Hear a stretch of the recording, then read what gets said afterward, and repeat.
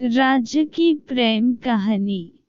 सालों पहले राजनाथ का शासन शिवनगर पर हुआ करता था।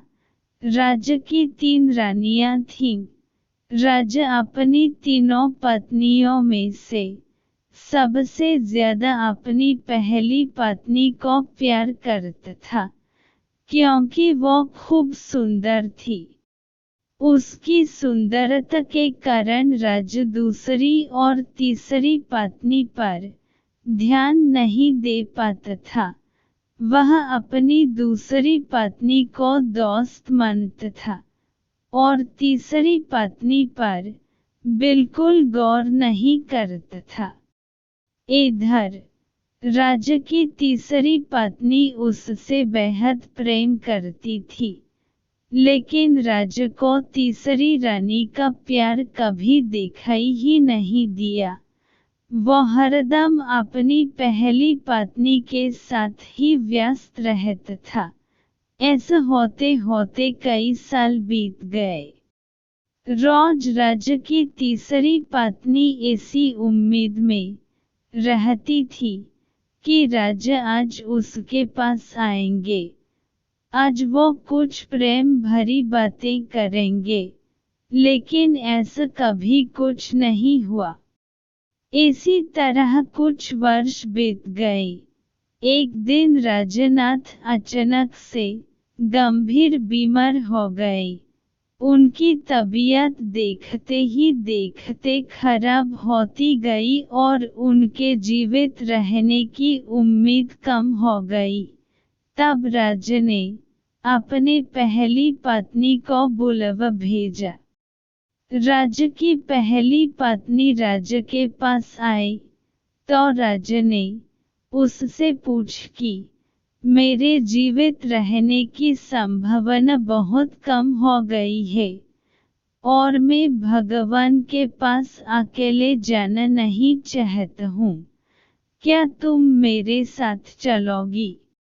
राजा की बातें सुनकर रानी ने उनके साथ जाने से मन कर दिया और कहने लगी कि अभी मेरा जीवन बचा हुआ है और मैं अभी और जीना चाहती हूँ। इसी वजह से मैं आपके साथ नहीं जा सकती। ऐसा कहकर पहली रानी राजा के कमरे से बाहर चली गई। तब राजा दूसरी रानी को बुलाने के लिए कहता है। दूसरी रानी को जब पता चलता है कि राजा अपने अंतिम क्षण में है और वो अपने साथ अपनी पत्नी को लेकर जाना चाहते हैं, तो वो राजा को पास जाने से ही मना कर देती है।